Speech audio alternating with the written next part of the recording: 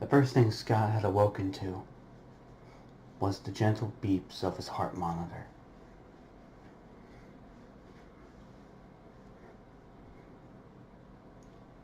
His mind was vague, the thoughts he would hold within them. He didn't know what to think. For one, he had been through hell and back. He had fought for his life.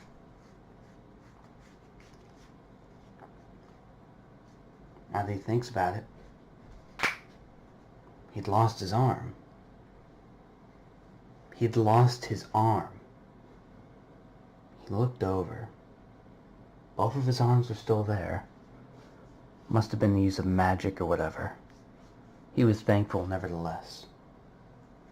Actually, he was grateful, happy. Thanked his lucky stars.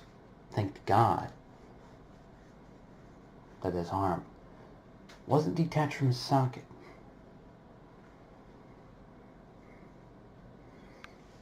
He'd remember what he did.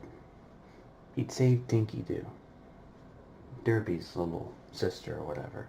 Maybe daughter, he wasn't entirely sure.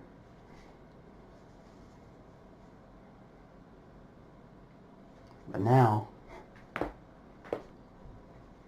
he just began popping certain parts of his body.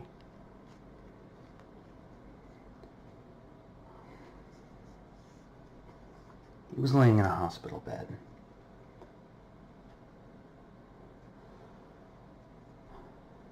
He pulled the cover off and pulled himself up, stretching.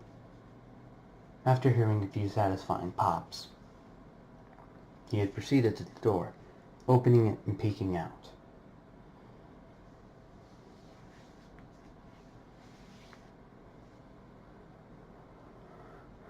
Not really having any other plans in mind, he just walked out.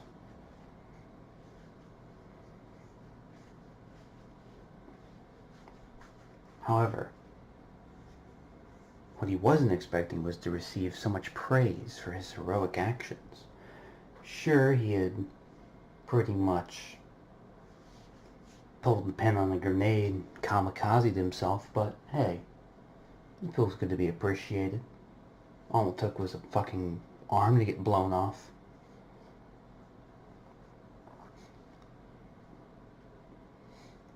It was just a few patients outside and a few of the nurses, and even a few doctors.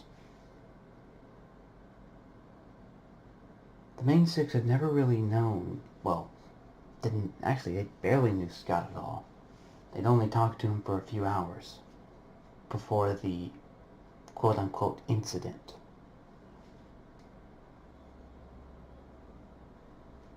And that was whenever he nearly lost his life. Doing such a heroic act, he surely gained the respect of everyone there.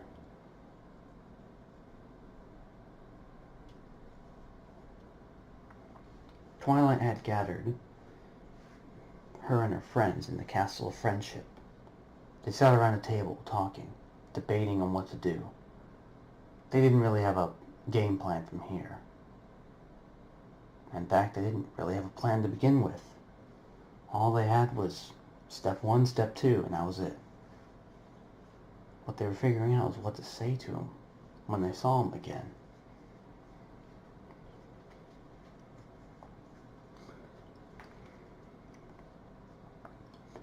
Scott had told him he was going to go up on the roof for some fresh air. The doctor looked puzzled, but Scott proceeded to tell him that back where he was from, he'd always go on the rooftops just to get a view. He'd find it most calming. When he gotten up top, it was raining very gently. It was beautiful.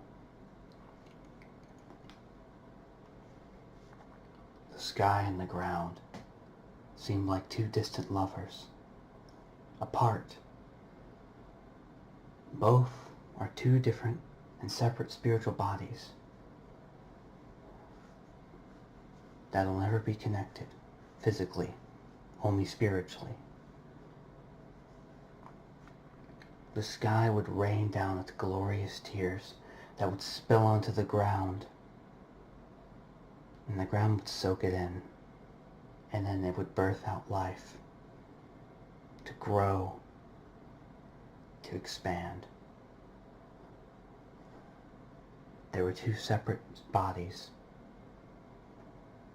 two lovers that stayed connected, even though they would never truly become together. He'd remembered that. He remembered his dad had told him that when he ran his hand through his hair when he fell asleep, whenever he had fallen asleep around the fire.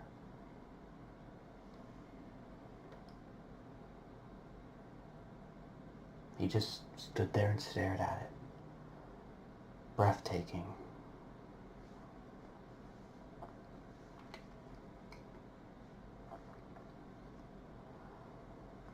The rain softly fell onto his skin.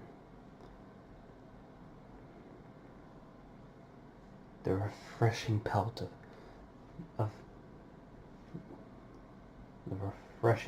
of heavenly water gently ran down his clothing, his skin. He still had his respirator on.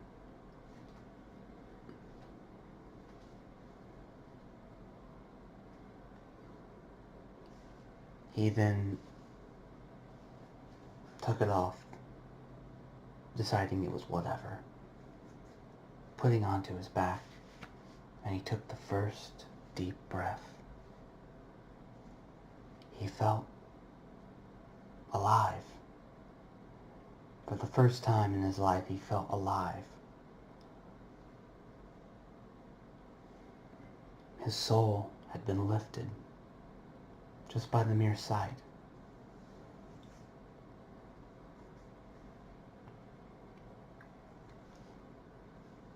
He'd go visit them. Well, that was before a little someone decided to drop in.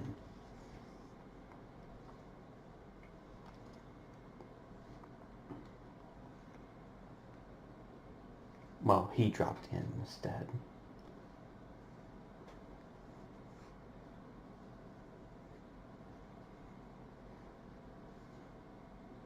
Scott had picked some flowers. He had picked them because they were beautiful. He'd been in Manhattan for so long and seen so much death and despair. It was nice to see something grow. He'd lost all of his friends, reminded of the terrible tragedy, but shook it off, finally becoming used to the grief, used to the pain, to the flashbacks and memories. He was going to go visit somebody who, well, meant a lot.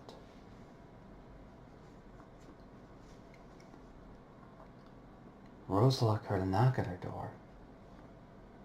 When she opened it, she was very surprised to find the town hero standing there.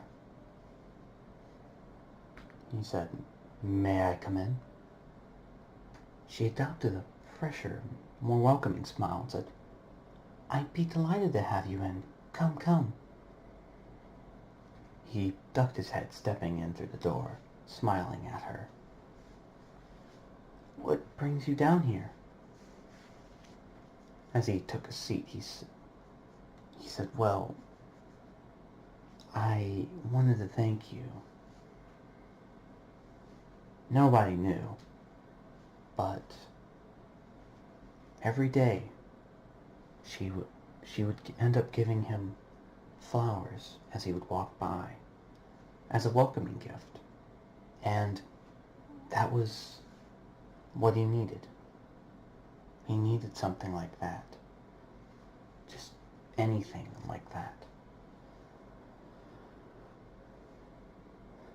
As he smiled, he undid a little knot in a small satchel that he carried. Actually, never mind. It wasn't really much of a satchel, as much as he wanted to think. It was more of his biohazard container. He kept it because, well, reasons. He'd given her the flowers. They both smiled. He'd remembered to burn the other one before taking a new one, which he was lucky he did. And he was lucky he wasn't even contaminated in the dark zone before he died. She stared at them. He'd gotten one of every kind of flower in the field he could find. Even finding a special flower he didn't know. It was a rainbow sprout. A very rare and unique flower. A rainbow sprout had one of every single color, and it possessed magical properties. It possessed healing abilities that were very unique. And it was a very rare flower and very expensive to most mages because if it was used in the right way to brew a potion, you'd be able to see into the future.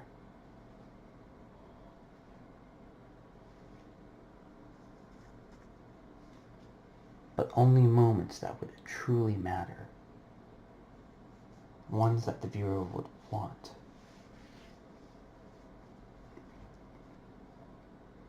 She smiled up at him, leaned up, and gave him a small peck on the cheek. He smiled, standing up and saying, "I should get going, Rose. I want you to have a great day. If you need anything, don't hesitate to come ask me."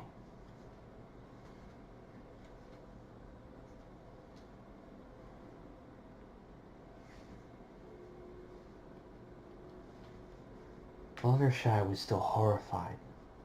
She remembered exactly what happened.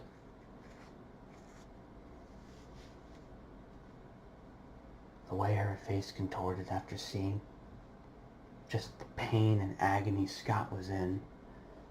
She didn't know what to think. It was all crazy. Applejack admired him. I mean, very. The will to sacrifice himself. Rainbow thought he was pretty cool. But not as cool as her, of course. Of course. Not as cool as the Wonderbolts. But still pretty cool.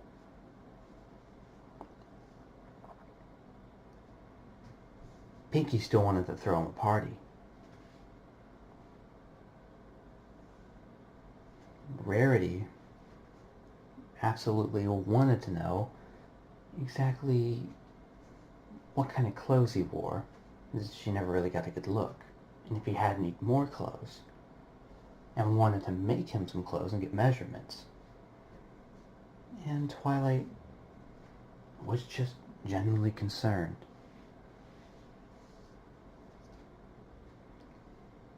However, it wasn't until a door was pushed open. They all went out to see, even Starlight Glimmer and Spike. And there stood a figure, and he had a smile. It was rather cocky, sure. He said, "What's with the long faces? Come on, even I can't kill me."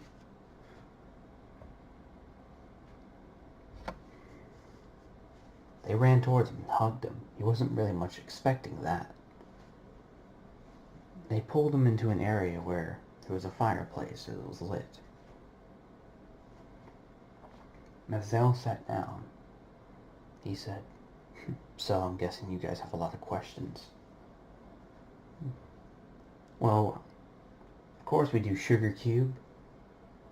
AJ decided to butt in first. "Like, why would you go and do such a thing?"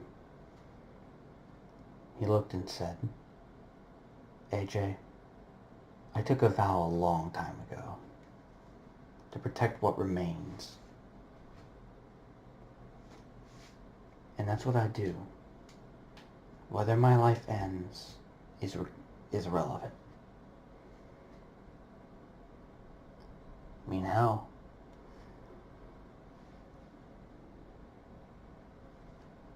I've already died once.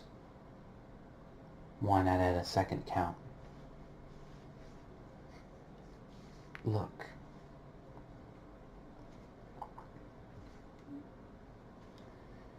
I know this is all confusing, but if any of you have any questions, I'll be more than happy to answer. Twilight interjected before anyone could get a chance. She said, "So, where are you from?" He smiled at that one and said, "Well, it's a long story.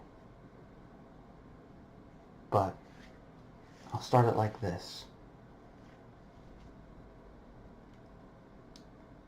I'm an agent of the division